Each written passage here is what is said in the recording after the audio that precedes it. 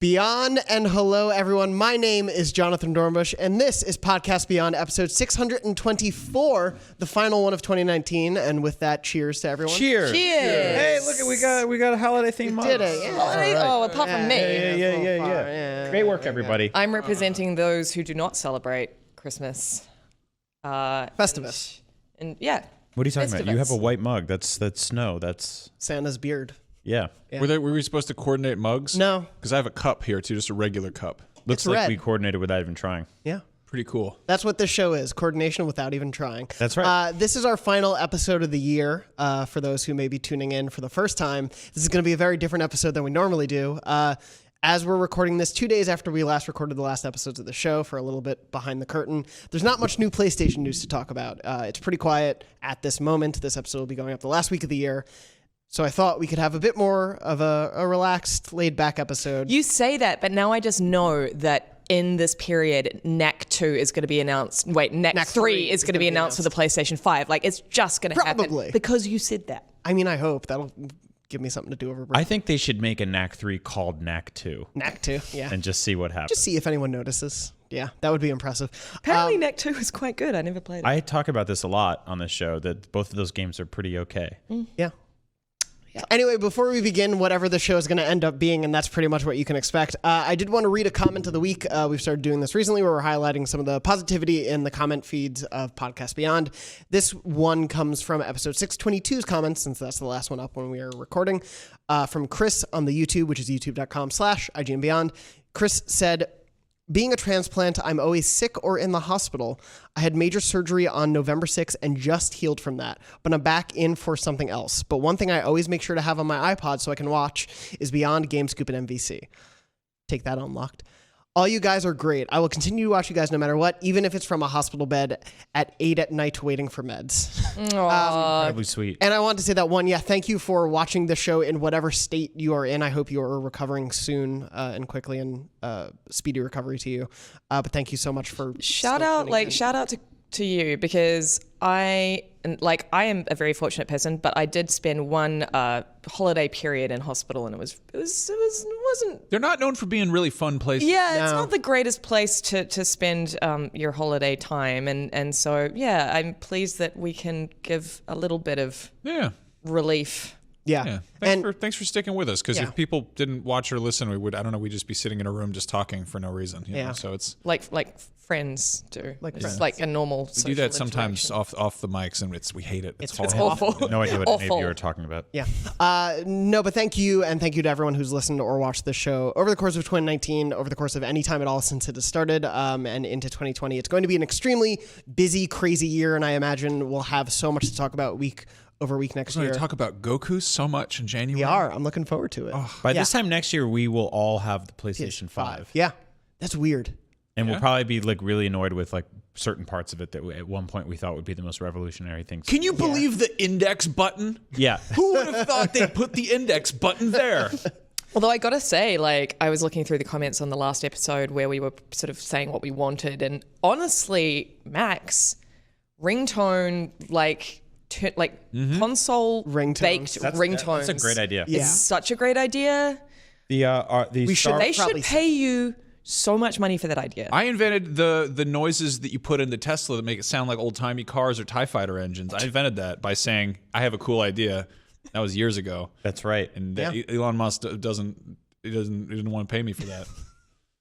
He didn't. I want to get like a nice car, make it sound like an old-timey jalopy, you know?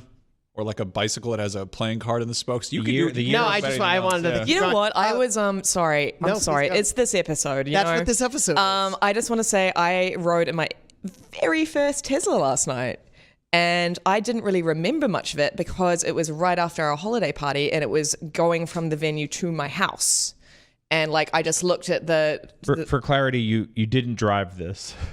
Yes, it was. I was in the back share seat. ride. I was in the back seat with my head on my girlfriend's shoulders.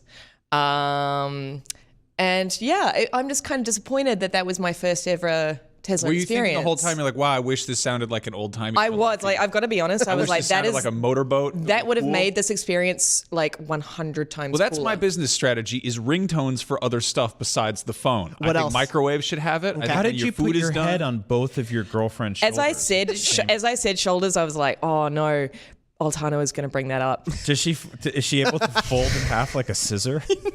It's her she's a trick. cicada. It's her trick. That's why I'm dating a playing card.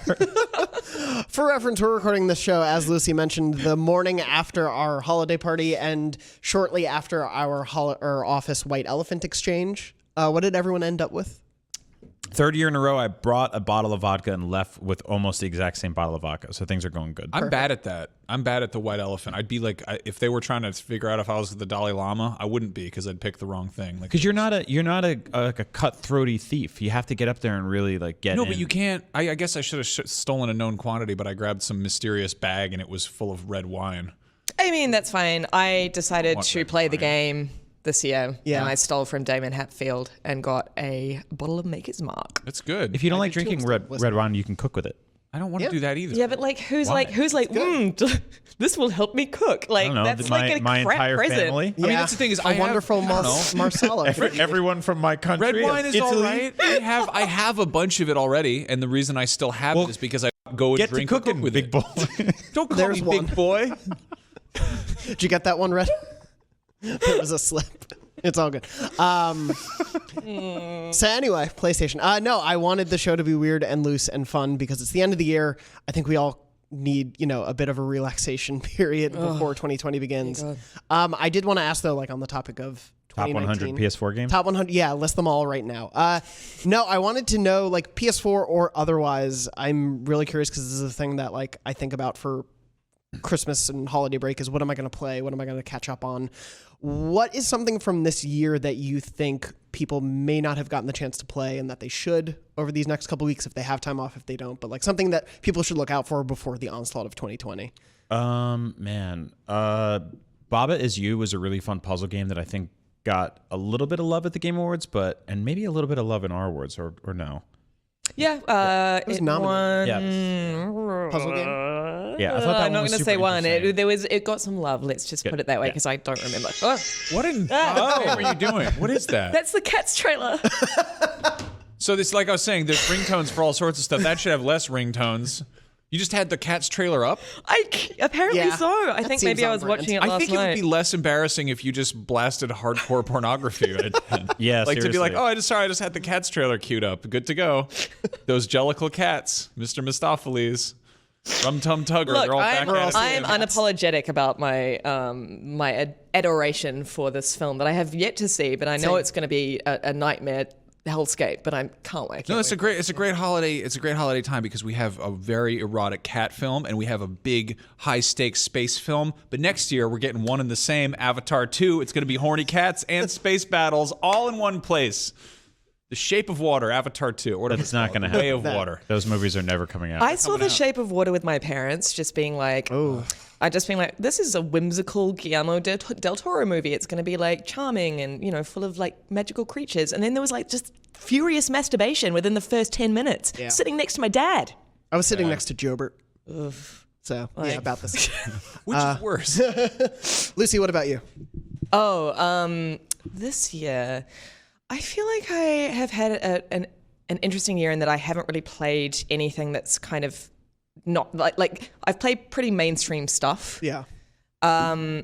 I will say that I'm really excited for Disco Elysium to come to the PlayStation Yeah, for, me too. like next year, just because it sounds everything that like has been described to me about that game has just sounded like my jam.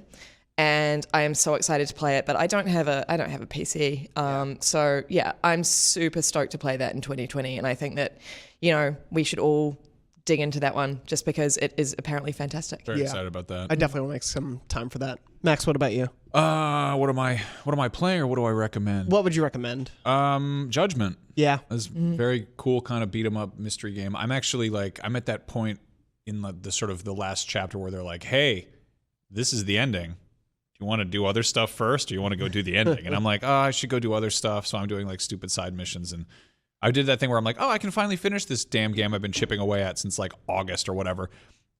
And then immediately got sidetracked and was like, I'll play more Resident Evil. I want to fight the alligator. I'm just like, what am I doing? I just need to finish I got to finish that by the end of the year. Yeah. But I feel like Control was our game of the year. I feel like not enough people played that or were talking about it. Yeah. It never showed up on MPD. I think that's a really good point to make. Like, we have been celebrating Control for the last month basically because it was our game of the year, but so few people have actually played it. I remember when we launched game of the year and people in the comments were like, this is the first I've heard of this game's existence. Yeah, I saw that a lot, even from people in the Facebook group, and I'm like, we did an episode where Janet and I talked about it so much. But yeah, it is something that definitely flew under the radar, and I think it's crazy to me, like Remedy as a studio, it's the people who made Max Payne, which was such an iconic franchise for its time, right? And then has kind of slipped away. Even though they've made big projects like Alan Wake and whatnot, they tend to fly under the radar. Yeah. Yep. But there's something really great about their method of like third-person action storytelling and the weirdness that they bring forward. Yeah, I would definitely recommend that one. And as a PSVR one, I know we talked about it on the show a lot, but Blood and Truth. If you haven't played Blood and Truth and you do have PSVR, please play it. There's been a bunch of free DLC challenges for it. The most recent one they announced this week is basically like rhythm-based. They released 4 levels that remix versions of the soundtrack score. And that's a good score, too. Yeah, it's a really good soundtrack. And you're basically scored based on both your accuracy in your shooting, but also your rhythm and timing, how you shoot. So there's really cool stuff going on there. London Studios are a really cool part of the Sony first-party family that we haven't gotten to talk about as much because they haven't made as many games. But I think they've done such a great job with What else game. have they done besides Blood and Truth? Do we know? They had been working on the SingStar franchise. Wow. Okay. Yeah. So they know their way around a rhythm game. That's cool. Yeah, and they were doing. They helped a lot, obviously, with PlayStation VR Worlds or whatever that thing was called when VR first launched. I would love to see them do a non-VR game. Yeah. Like just do a conventional action game. How big was SingStar in the States? I think in the PS2 era it was kind of big. Right. It definitely fell off once the PS3 wasn't as big of a hit. It was massive in New Zealand and Australia. Wow. It was huge. Like that was we would have SingStar parties. Huh. Oh, that was like a rock band. It's kind of embarrassing. For me. Yeah. But like we would. It was great, you know. It's how I know all the words to I've Got You, Babe from Sonny and Cher. Wow. People had rock band parties here. Yeah, like that was definitely a big thing, and we even like brought that out once or twice in the office in the last 2 years, and people would still gather around to play. But yeah, I'm curious for you guys because for me, I don't have like big topics I want to discuss on the show. I just want to hear from all of you sort of about like how 2019 was, do you think, in gaming and for you personally with gaming and, you know, just life in general? Because I do think this was a weird year where throughout the year so much we would always be like, it's such a quieter year, like 2020 is going to be great, or remember the great games that came out in 2018. And I think all those things are true and valid, but I do think there were a lot of great games this year. I do think it was a good year, but how was it for all of you? It felt like a collection of really good games, probably more than we've ever had in a single year, but nothing that was really like top tier, moves the industry forward forever type of stuff, but that's kind of okay. I think it reminded me a lot of, I believe 2014 was sort of similar, where it was, we had a pretty similar game of the year debate here at IGN, where it was like 1 or 2 games were sort of neck and neck, and then there was like 5 games that were like kind of evenly split. I find those years really interesting and fascinating because it means that there's a lot more sort of a diverse spectrum in terms of what everybody's playing. Yeah. And it's less clear cut than just like the entire staff yelling God of War at the exact same time, which was a phenomenal game, but I don't really feel like we had anything this year that was at that level. Even something like Red Dead, which like it or not, that's one of the biggest, most polished video games ever made. Obviously it's got some hiccups in it, but who cares? We didn't really get anything like that, right? And so that being said, it gave a lot of smaller AA or even single A games an excuse to sort of have more space to swim around. It gave a lot of indies some love, which I'm a huge fan of. So yeah, it was a cool year. Yeah, I think that it was definitely a gap year. It was not a year that people will super remember. But as Altano said, like it did highlight, it gave the smaller games that would never have seen the light of day a massive amount of attention. And you know, it spoke volumes to me that Resident Evil 2, the race for Game of the Year for IGN was very, very tight between Control and Resident Evil 2. And I think that's awesome. In any other year, Resident Evil 2 would have been remembered as like a great game that Whatever. Yeah. But like it was a really, really, really fantastic game, and I feel like it's received more love because it's been a quieter year. Yeah. And I feel like it's also really helped the trajectory of that franchise, because after RE7, the Resident Evil franchise before that was coming on a bit of a downturn, obviously, and then RE7 brought it back for a lot of people, but it wasn't classic Resident Evil. And seeing that they can still do that and do it so well, I think has really bumped that back into our collective like consciousness a lot more. Like obviously Resident Evil has always been around, but the way we talk about horror games currently in the state of future horror games is like it's a major player. The Revelations series came close. Yeah.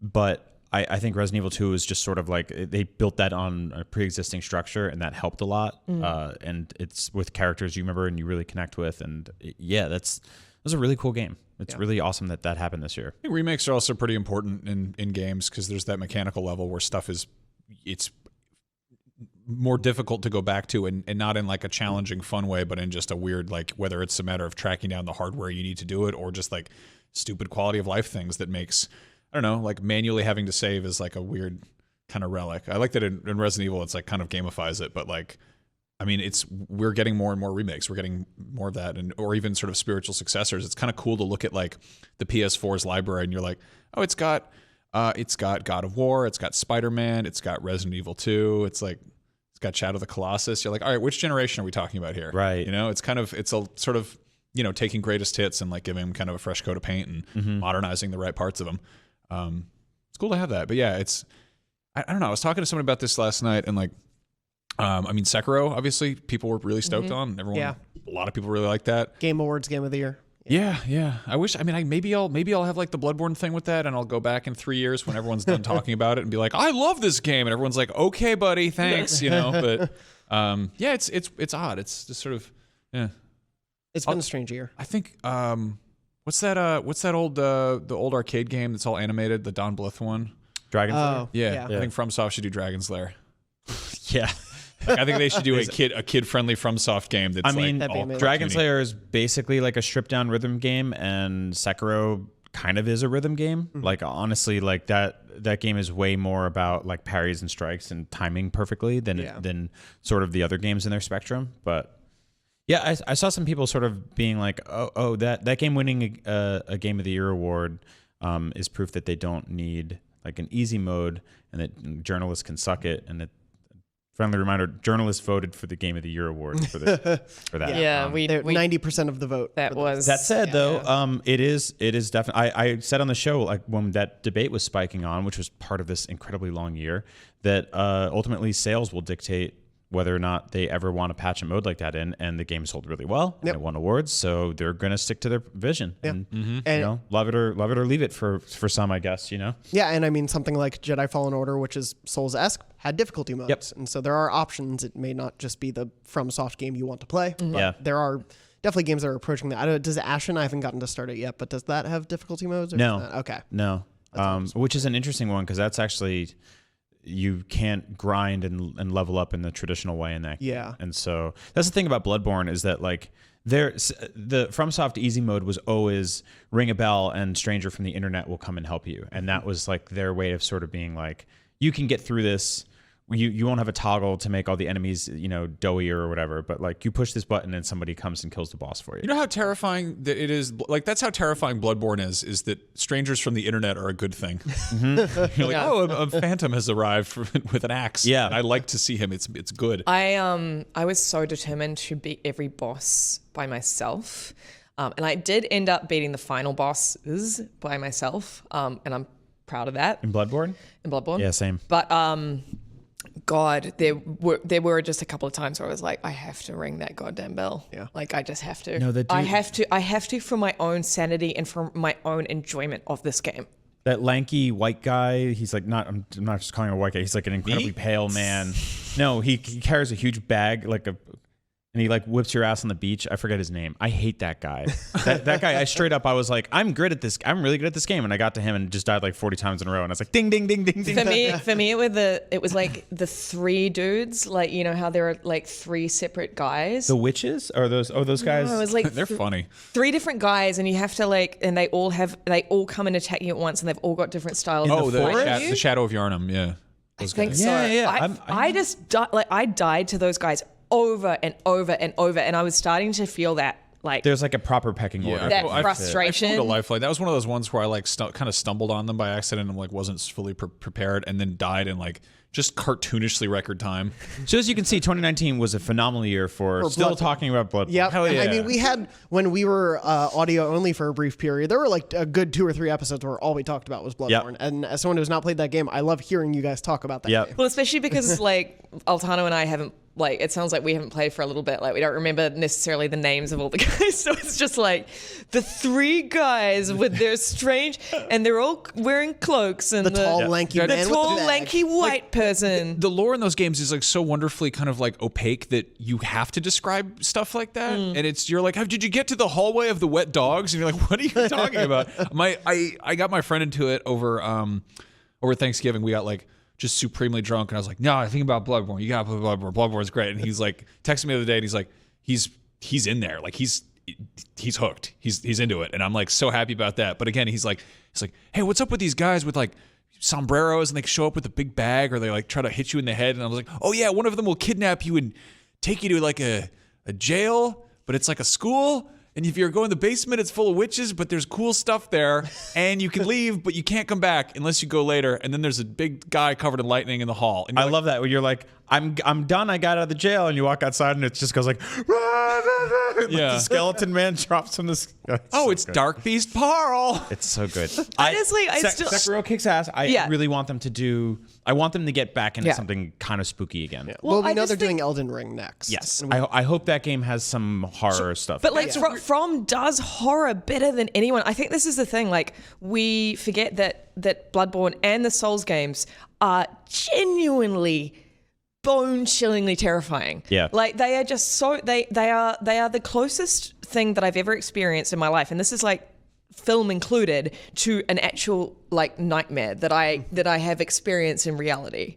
Like they make you value your stuff in the game. Like Yeah. they make you actually like, you're like, I don't want to lose here, therefore there are stakes. Yeah. Well, Therefore these things that you're fighting are like, oh, and they're actually difficult. Like you are fighting for your life in a sense. You know, Yeah. It's It the feels thing is, like that. a lot of modern horror games take place in a very familiar setting, like a house or a hospital or something like that, and with they're a discarded wheelchair. yeah, and they're first person and And a you- meat locker for some reason. Yeah, and you don't really think about inventory, and when you die, you just go back to the checkpoint. But Bloodborne and the spookiest Souls-like games are the ones that take all of that, but then couple in that sort of like Chinatown Wars feeling of like, I have a trunk full of heroin and I'm getting pulled over by the cops. Like it takes all of that and then it gives you 15,000 period points or blood balls or whatever the heck they're called, and magical tampons. They're definitely cool period points. Yeah, right. No, that's like a weird subplot in Bloodborne. And you're basically like, all right, I could take one more swing at this like horrible tree man full of snakes, or I could run back and save, dump all my points into something, and you're like, screw it, I'll wiggle my arm in the air, and he's just like, bah! And kills you and throws up blood on you, and you die and you lose everything. Like that's what's great, and that's missing in Overlast or whatever dumbass other horror. Well, that's just like a bald guy just grabs your legs and then you have to crawl under something. It's, Yeah. and it's one of those. It's weird because like there's survival, like survival horror games have been so kind of, that's always been the main horror medium, and I feel like action horror is like less of a thing. Yeah. Generally, it's like if you're playing an action game, it's sort of a given that you're going to be able to kick a thing's ass. And Bloodborne's like, yeah, but what if it was like action packed but still scary, but you still had to survive? Like, But that's the thing. I think that like From Software understands that action horror can be genuinely like scary, because survival horror, like Outlast and games like that, like they have their own little corner of the horror market, and they do a really good job within that little corner. But you know what you're getting into when you play like an Outlast, like a survival horror. Like you know that you are completely helpless. You know that you are just running from point A to point B, and you're just going to be completely stressed the whole time. But what From Software games do is that they give you just this little bit of power, and you're still, as you guys say, like there are still stakes, but you are able to fight back. Yeah. So, Which is almost more terrifying. yeah, it's weird. And then they made like that VR game about fairies. Dorasane, which That I was reviewed. odd. Yeah. Was that good? I gave it a good review. Yeah, I gave it somewhere in the 7s.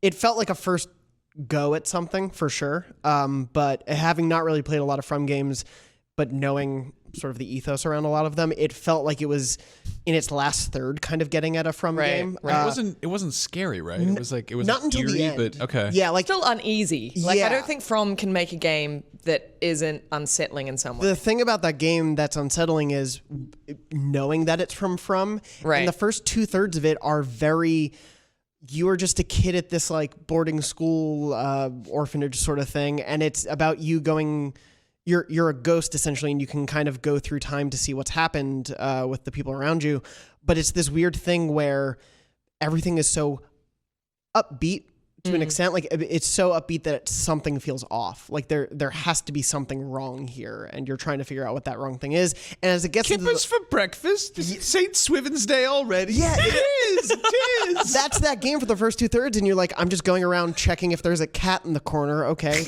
time for the next day.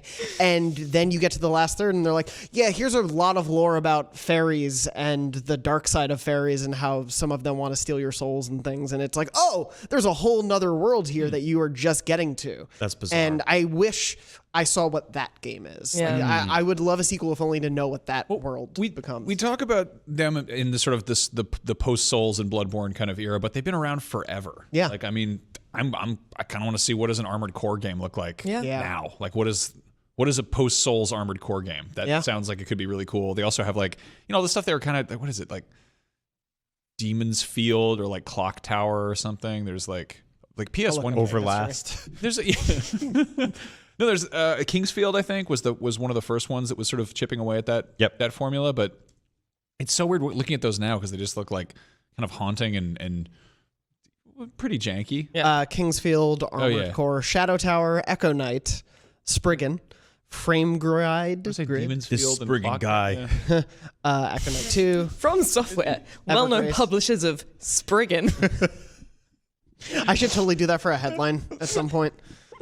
Spriggan developers announced Bloodborne 2. Elden Ring, I'm really curious about because that's got George R. R. Martin involved, who is I would say known for being a verbose man. Those books are cubes. He likes to write lots and lots of words, whereas FromSoft games they have lore, but it's sort of buried. Yeah. It's kind of You have to discover it yourself. I mean, it's an odd pairing in the same way that like Activision was an odd publisher for Sekiro, and it's sort of like, this is going to be either like this is going to be the roughest around the edges Activision game or the most polished FromSoft game. Like, what does that look like? It'll be really interesting to see. We don't really know more other than who's involved.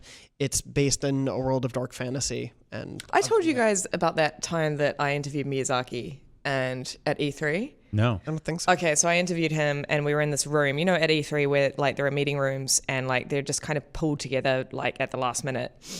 And so I was interviewing him and I was very nervous because obviously he's just an incredible developer and Get good. a big hero of mine. And suddenly like this panel off the side of this meeting room just fell down onto the floor and like it apparently screwed with all the wiring because the room just suddenly went pitch black, like just black. And everyone screamed. Everyone screamed at once. The translator, myself, the PR person, and him. Like, we all screamed. And then I was like, okay. Should we just keep going? And he was like, and he said yes. And we just did the rest of the interview In the dark. In the dark. That's Because he was such a legend. That it would have been more unnerving if he hadn't laughed. Yeah. I feel like it would have been like a real life escape room that he was creating for you, but Yeah. that's good to hear. Yeah. I mean, I love that. I think I pitched this a million years ago, but like we like doing like a Dark Souls preview, like Prepare to Die edition, where you like you start it repeatedly and then things keep screwing up, and you're like, sorry, I've got to try that again. Anyway, so Dark Souls, well, just we're trying to go to E3, and someone just like you walk in the doors, and someone like punches you in the face, like a giant ball rolls down the stairs, and you're like, what am I doing? See, I like that you weren't allowed to pause your interview. Yeah.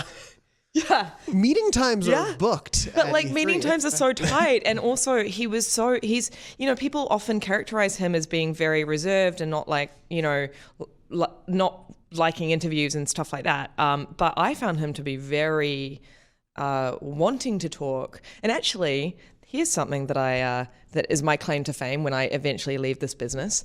I introduced him to Neil Druckmann. Oh. Yeah, two legends, Where's that game? Yeah. right?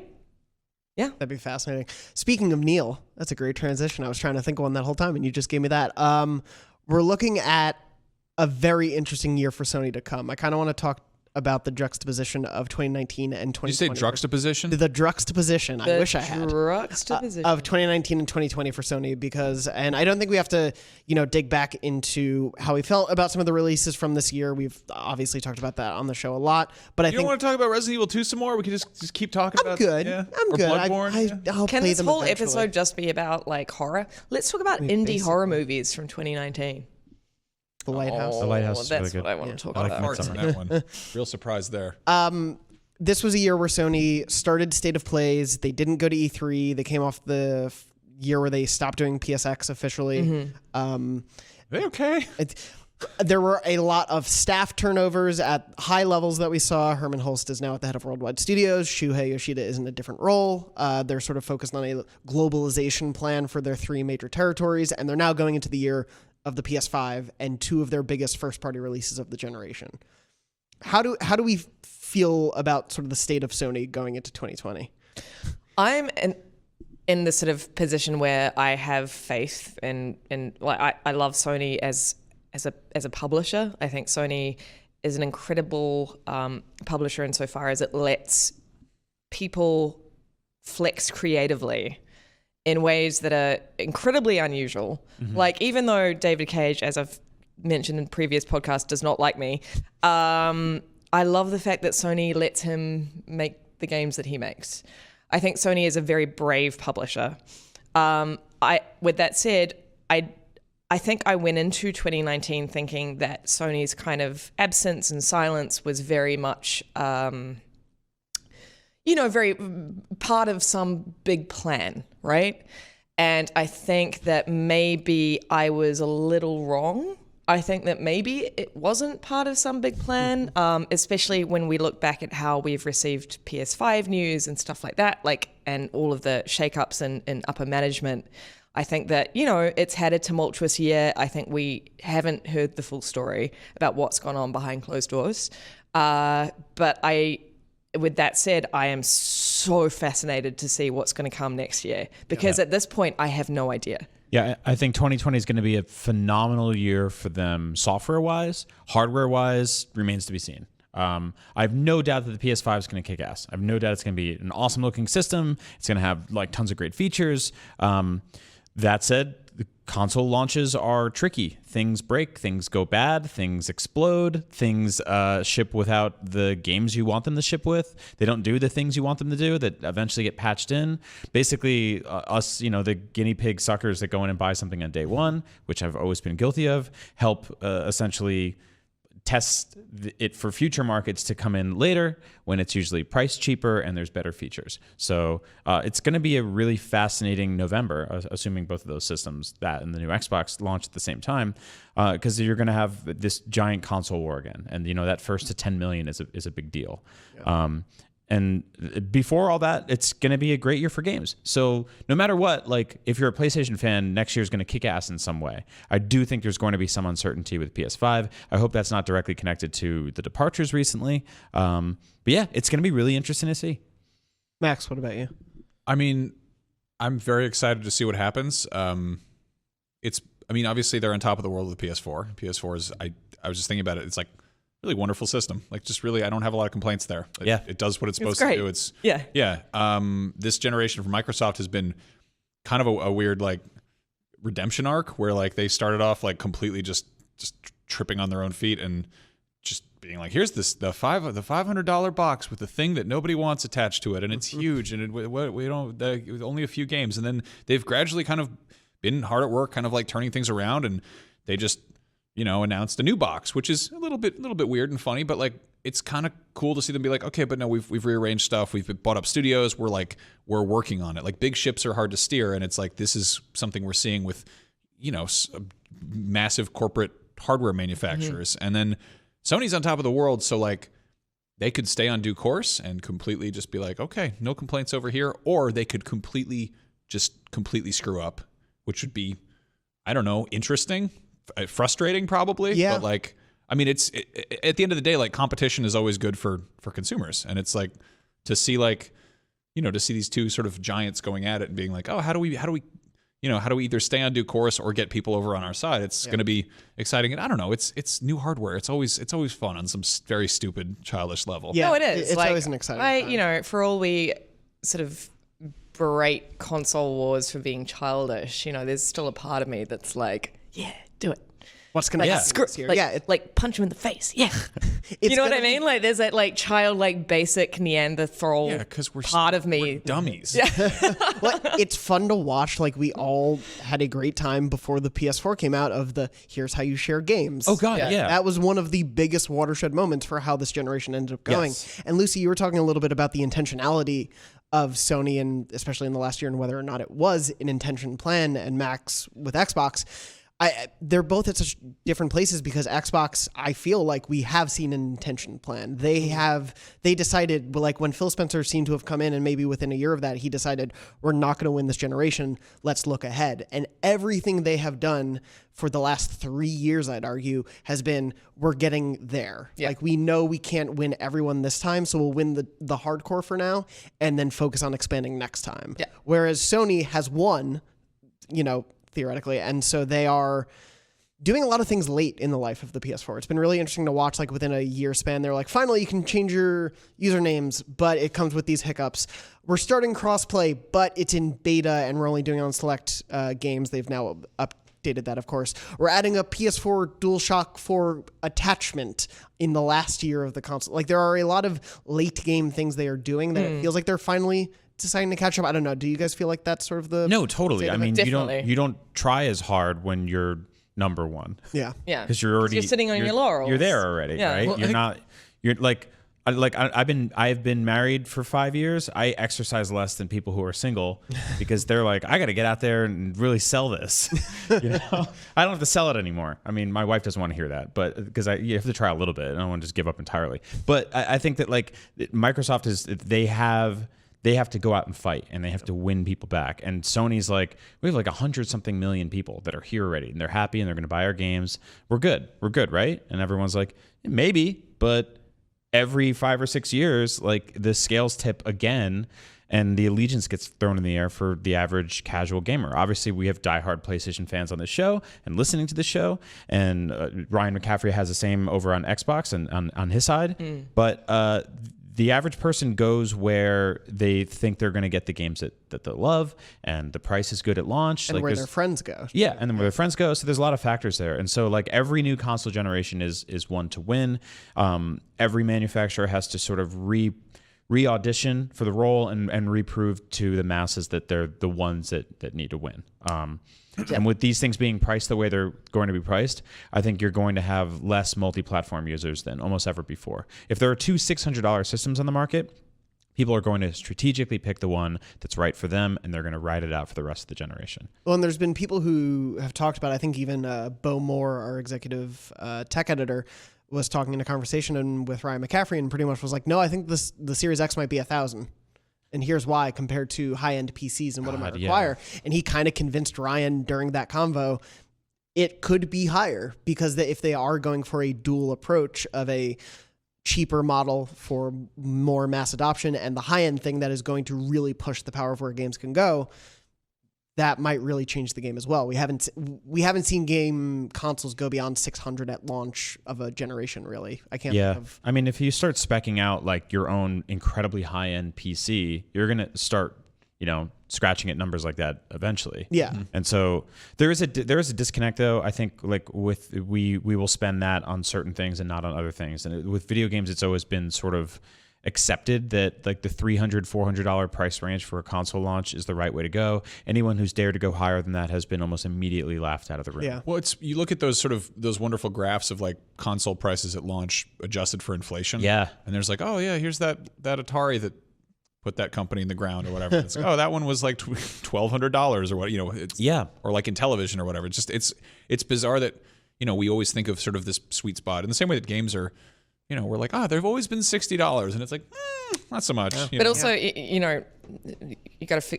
It's easy to forget that, from my end of the world, consoles cost $999 at launch, Right. and AAA games were really $119.95 at launch. It's like there's There are markets where there are that's markets where it's extraordinarily expensive. We said this in a previous episode, but I really do think that both of these companies need to roll out some sort of trade-in process that's like fully maximized, and then refurbish those systems and sell them in markets that have just now gained access to something like that. I think, I mean, you were talking about it in the last podcast. You sort of mentioned that you traded in your PS3, I think, for you to make your PS4 like only $100 or something. Yeah, it was my your 4 for my Pro. Yeah, Right. Okay. I did the same thing with my regular launch. I did my day one edition Xbox One. Was that at GameStop? Yeah. Because I guess for me, my question is now GameStops are sort of shuttering all around the country. Is that even a feasible option for most people now? No, and that's where it starts to get difficult. The thing is about GameStop is that a lot of towns have like 3 or 4 of them. So Best Buy is Right. also kicking around. Yeah, Yeah. Best Buy does trade-in program. but they killed off their video game trade-in program this Oh, did they generation. not trade in Even at all? for hardware? I'm not sure about hardware. Yeah, and especially with the new generation, they might reopen that. Yeah. That's a weird thing because I was just thinking about, we talked a little bit about it in the last episode, but like I will pay $1,000 for my new phone, but it's because one, I can trade in directly to Apple, my Yep. new phone, or to my phone provider, and I can pay it off monthly and in installments. And there are all these things that make that $1,000 dent not feel like the dent that it is. Yeah. In the same way that a $500 console will feel. Video games generally, and consoles especially, skew younger. And while a kid might be able to scrounge up $20-25 a month, getting $600 all at once is basically impossible. When you're 15, $600 is like $6 million. Yeah. It's just not feasible. And so I love that about phones because they send you a box and you mail in your old one and they give you some money back for it. And it's that the entire process is handled perfectly. I mean, my phone now, I don't even own it and never will. I just sort of rent it. And every year they're like, do you want the new one? And I'm like, sure. And they're like, cool. It's the exact same price. Because I have no reverence for sort of old, like I don't want like an iPhone 4. I kind of want an iPhone 4. That was a good phone. Was it? Yeah, it was great. I mean, maybe like my Little 6S. square edges. The buttons were cool. It's a great I think that phone. was the one I miss dropped in the buttons. toilet. I mean, the thing We about were like supposed old to do that.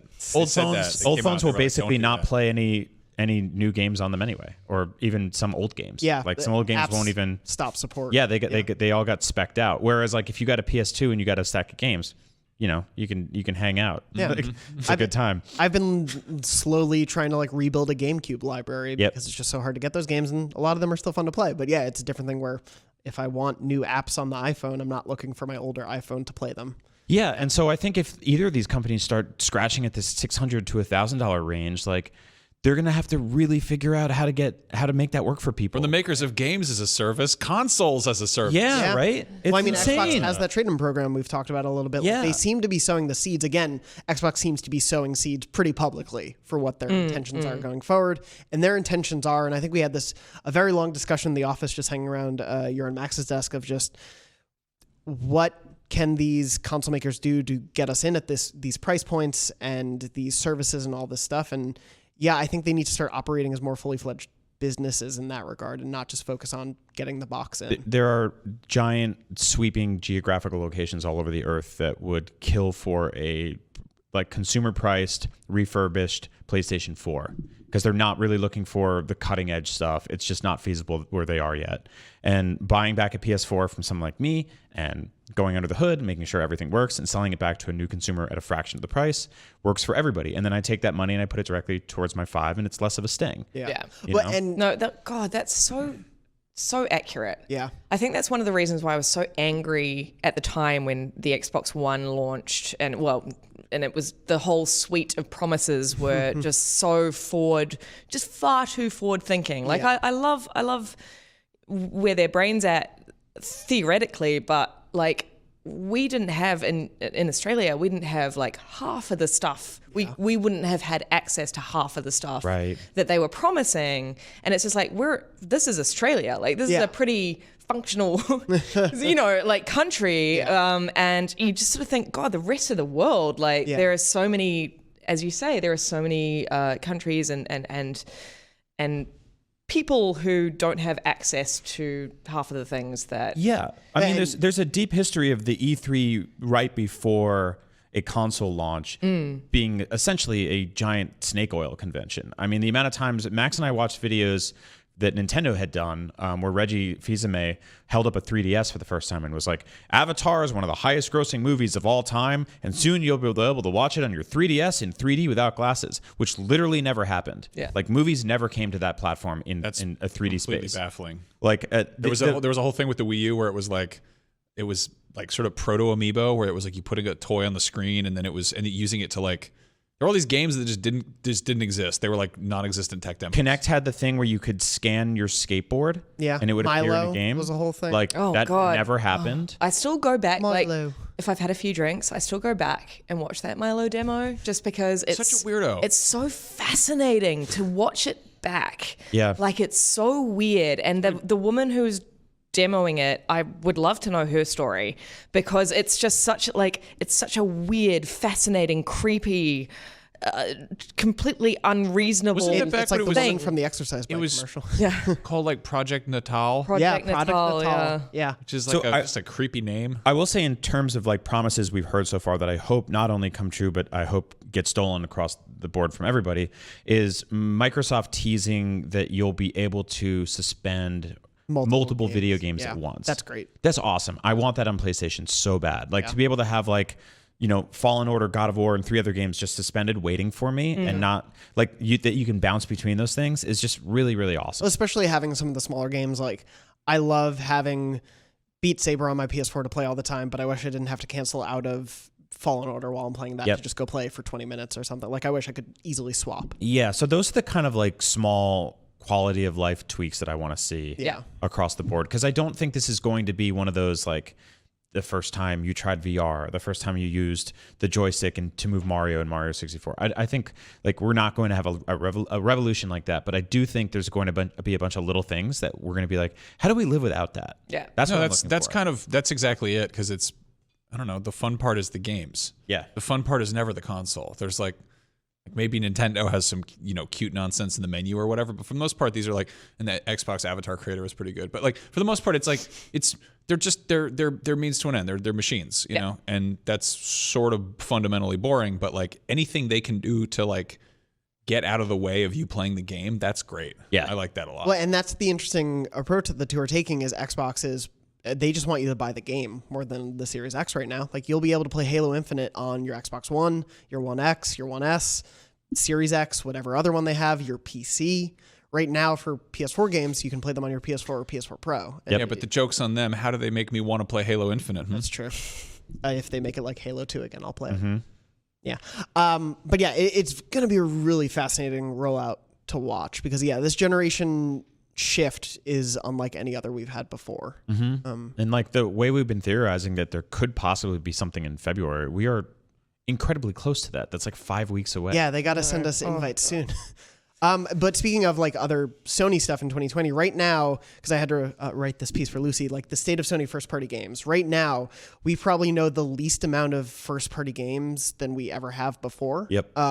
Maybe give or take. But right now we know Last of Us and Ghost, and we know Dreams, which has been perennial. And what are you laughing at? Dreams, which was announced when they announced The PS4 is Yeah. finally coming out in full next year, and MLB The Show. But that's all we know. There's I so want Dreams. Dreams has just had such a confusing rollout because, you know, it was in early access and very few PlayStation 4 games are in early access comparative to PC, for example. Yeah. And I think people have been very confused about that. And like, I want it to do well because it's made by such a magnificent studio and the goodwill behind it is so great. And theoretically, it's an incredible tool. But it is unlike anything else. It You doesn't can really- have a place in the market that I can sort of see. Yeah. I do think that the messaging and rollout has been convoluted, but I think it's going to ultimately work in favor of the game because when you launch that game at retail, the day it comes out, February 14th, correct? There will be thousands of creations, assuming that they can roll all those They out. are. They're everything's that you've created is moving in. And instead of like showing up to this barren wasteland and getting there day one and being like, what I have to make something, like you'll have this like entire suite of inspiration in front of you. There'll be like 100 terrible Nightmare Sonic games and like a weird broken Zelda where he has long legs. Yeah. And like that Pokemon thing that we played. There's also like There's a Cuphead. What about the one where like we played that weird game where they went into a supermarket and was like farting and pissing on everything? Like Sonic. Wasn't it Sonic? Sonic Wait. he was really excited about cheese. yeah. Didn't he make some sort of a noise? Yeah, oh yeah. They did. So they were like, oh yeah, Jaleel White voices Sonic the Hedgehog in the old cartoon. We'll just do an Urkel impression. Yeah. So it was just like, hey, cheese. No, I remember like I've talked about this on the show before, but I played Little Big Planet a little bit later than everybody else did, and I Right. jumped in one day and just played through some campaign stuff, and I was like, it's quaint, what a cutie. And then I went into the like creator mode stuff and downloaded a level from the internet, and it was just like this guy made this like totally like weed 420 infused Flintstones level. It was just like Fred being like, Bonnie, let's get high. And there's all these like cardboard cutouts of like Wilma like high as hell in all the corners, and I'm like, what is this game? Like, what is this? And that's Do you know how high you have to be to make a Flintstones inspired weed level In Little Big Planet. Just Yeah. like the thought of some dude just being like, like Like I think it is I got probably. an idea. I think you would astral project before you did that. I think your soul would leave your body and Yeah. you'd be able to travel around as a phantasm before you were like, I'm high enough to think this is a great. I idea. honestly like I watch a ton of horror movies. I love them. They're one of my favorite genres. One of the scariest things I've saw all year was Max and I did a let's play of something in dreams that somebody made this like I don't even know how to describe it. It was this like feverish thumping disco song where this large giant man was like gyrating while flat like do you remember that? We like typed in sex in the search and that was the only thing that came up and it was very bad. No, it felt like when they jump in like the books in Gumby or something and they get somewhere where they're like, oh no, and they immediately nope out. Like, so much of dreams is that like you're like, oh, what is this? It's sexual disco tyrant. Okay, I'll click on that, and you go and it's just like gong gong gong, and he's like, and you're like, ah, and We're you like, leave. is it a game? It's like a sort. It's just like a short movie. Yeah. It's just- Just walk into it. Yeah. So I'm really excited for that. Yeah. No, I do agree. I think I agree with both of you. I think the messaging behind Dreams from like the Sony level has been convoluted and it's hard to message, but also they haven't done the best job of it. But the fact that we'll have so much at launch, I think will get anyone who's curious about it a much better experience than had they not done this early access launch. Yeah. They should do like weekly community challenge stuff where they basically dole out assignments like an art teacher, and they're like, Yeah. make a horse, and everybody makes a different one, and they're like, you win. Yeah. Red, would you mind grabbing the door, please? I invited someone in. It's not What? weird. Yeah. What? Don't worry. It's not. Is it Santa? I hope it's Santa. I hope it's Santa. We'll see if why more are you people saying come. Santa? I don't know. Stupid. What would you guys want to see though from Sony first party in 2020? Something we don't know. Like, what is your go-to? Hi, Janet. Come on in. Hey, Janet. Hi, Hi, Janet. Come on in. You can share my mic. Hi, I'm Hi. here. Happy PlayStation to you. Freaking Happy best And a ladies happy on the show. PlayStation Sorry, to we don't you. really have more chairs. If you don't. And happy mind. birthday to Santa Claus. Happy birthday to Santa. Janet, we're talking about things we'd want to see from Sony first party in 2020. What is something you would want? Dream game. Jack 4. Do you think they'll ever do it? No, and I kind of hope they don't, but if they do, I'll be first in line. Okay. Have you guys? Are you big fans at all of the Jack series? It's one I've actually I missed. am a massive fan of the Jack series. I played all those games when I was studying at university. You know when you're studying and you just remember the games that you play? Like, It's so weird standing here, but go on. What? Like- Yeah, but you're right. coming in. like you know, I played Doom 3 Yeah. and the Jack series and Kingdom Hearts through university. I just remember playing those games really vividly. And I loved the Jack series. And Janet, I know that you're a particular fan because I've seen all the art on your desk and it's very impressive. Yes, I have the limited run collector's editions of Jack 1, Jack 2, and Jack 3 is in the mail. So I'm going to have all of them lined up there. And it comes with like this crazy set of all these like baseball cards for the characters. And I have it in this little frame and in these little like card holders. It's very nerdy and I love it so much. Yes. So yeah, that's my like pie in the sky thing. But new God of War also. That wouldn't be bad. Yeah. What about the rest of you guys? What would you love? An announcement. Obviously, not expecting releases too much, but if something were announced. I'm gonna get crap for this, but I kind of hope Sony Santa Monica doesn't make another God of War. I think that game is perfect, and I don't know if we need another follow-up sequel to an iconic PS4 game. We already have that with The Last of Us 2. Even that, like, I think, like, again, we said it before, but like that had such a perfect ending. I'd be okay with that franchise just ending there. That said, I'm excited to see what they do next. But for God of War, that it's just like a perfect video game. And I know there's no universe where they will get to make something other than a sequel to that game because everyone's asking for it and it makes a ton of money and it makes perfect sense. But I would love to see Corey and the rest of those guys do something like interesting and different and catch me off guard. I think their assignment should be taking classic PlayStation franchises and then remaking them in a sad way so adult men cry. Yeah. And I want to see a Crash Bandicoot where he gets a divorce. Yeah. That's what I want. thought that your realistic idea for Crash Bandicoot was having like a real Bandicoot wearing diapers. I'm sorry I keep talking about that. You can make that in games. I'm sorry. I'm totally going to do Diaper Bandicoot and Craps Bandicoot. Lucy, what about you? Wait, sorry, what was the question? PS. We're wrapping up here, so it's fine. Sony first party announcement you would love to see next year. Pie in the sky, whatever. Pie in the sky. I mean, I really want to see what Naughty Dog is going to do after The Last of Us. Like, I feel like Naughty Dog's trajectory has been wonderful, but very predictable. And I would love Naughty Dog to turn around and just be like, surprise, this is a brand new thing that like no one has ever heard of. This is a brand new IP. We've been working on it for years. It's going to be on the PS5. That's what I'd love to see. Like, I want to see Naughty Dog just surprise us with something new because they've been in the sequel business for a while. And when The Last of Us came out, it was just such a gut punch in a good way. And I want to experience that again. Yeah, we have 6 Uncharted games now and a card game, and I would love to see them. And 2 Last of Us and a DLC, and then a multiplayer spin-off, apparently. I'm totally with you. Seeing them do something like completely out of left field, brand new story, new characters, new setting, that would be totally fascinating. Yeah. Crash Bandicoot. Max? Crash Bandicoot? Yeah? Well, So I wanna see what that old he's a new Bandicoot is up character. to. No, I definitely would love to see like Naughty Dog do something new.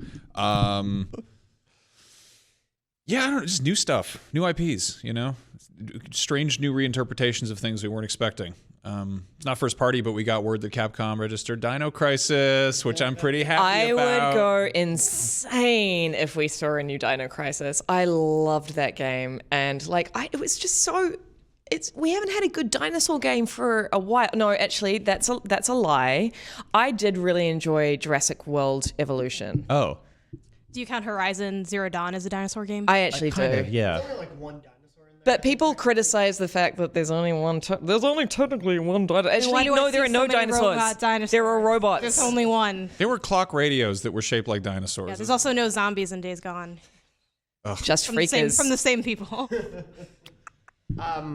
Yeah, I really want to see where the next generation of Sony takes us. Like, I know we're going to get sequels to stuff that I love this gen, and another Spider-Man, another God of War, another Horizon is not a bad thing in my book. But No. there's obviously so much creativity in those studios, and I really want to know where they go next. Yeah, and if we get all of those things, I'm going to be completely happy and excited. But it'd be cool to see them do something completely different.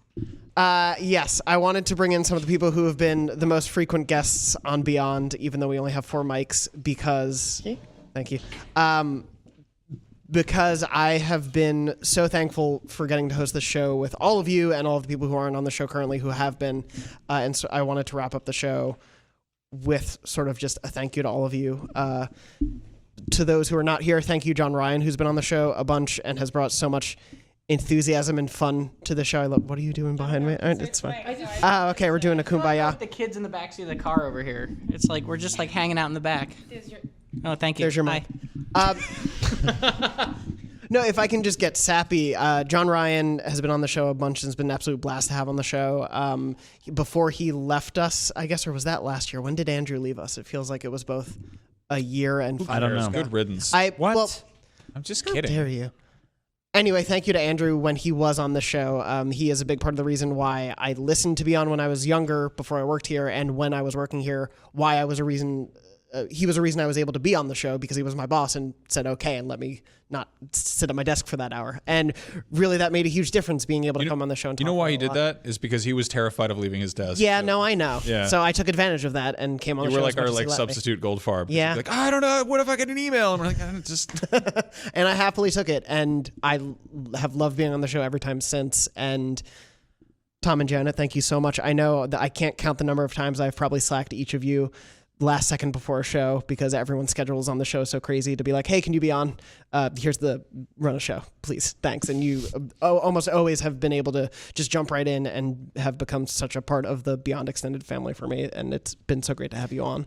Dorno, I just also, like, we need to thank you. I mean, you regularly podcast with three quite older, relatively cynical, Grandfathers. trying not to be, Crotchety old pooches.